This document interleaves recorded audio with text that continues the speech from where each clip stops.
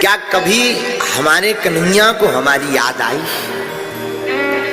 क्या द्वारकाधीश ने कभी हमारी बात की?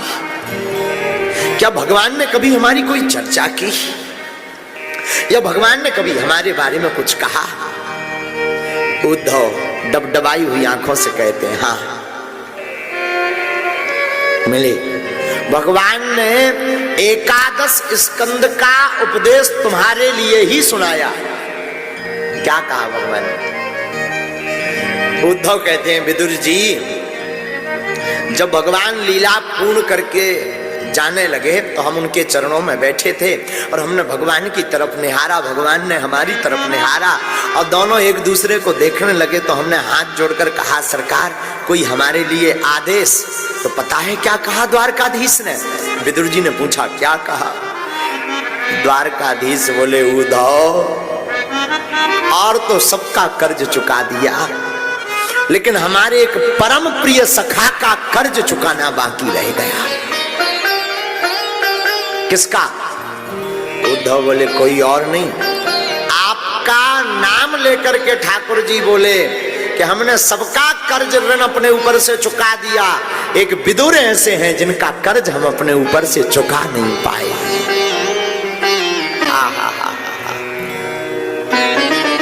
आंखें भर गई, नेत्र डबडबा गए, अश्रुधार बहने लगी विदुर जी की। महाराज हमारा कर्ज, हमने ऐसा कौन सा कर्ज रखा भगवान के ऊपर जो भगवान चुका नहीं पाए? ऐसा कौन सा बोझ रख दिया जो भगवान अपनी लीला पूर्ण करते समय जाते समय हमारी चर्चा कर रहे थे?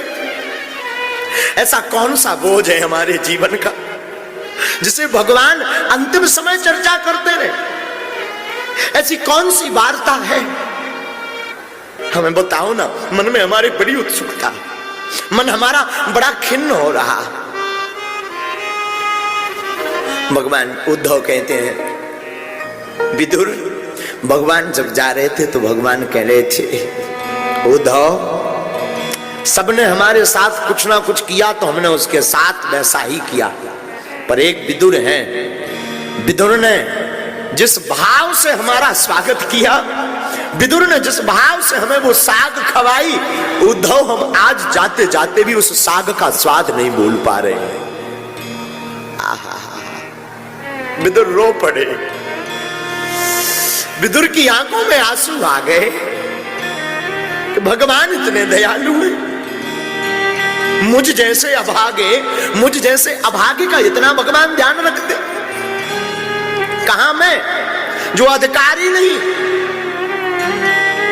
भगवान को तो न्योता दुर्योधन के घर का था, भगवान तो 56 भोग त्याग करके मेरे यहां पर सूखी बासी साग खाने आए।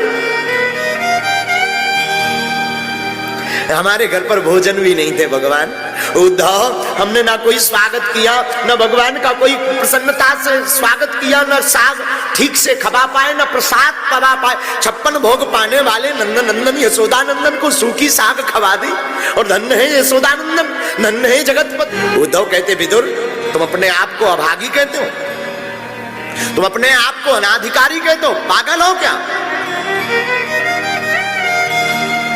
अरे तुम वही हो ठाट बाट में रहने वाले नंदनंदन, दुर्योधन की मेवा पर ठोकर मारकर ठाकुर तुम्हारे घर बिना बुलाए चले गए और सूखी साग को, केले के छिलकों को गोविंद ने पा लिया। तुम अनाधिकारी नहीं, गोविंद के अधिकारी हो।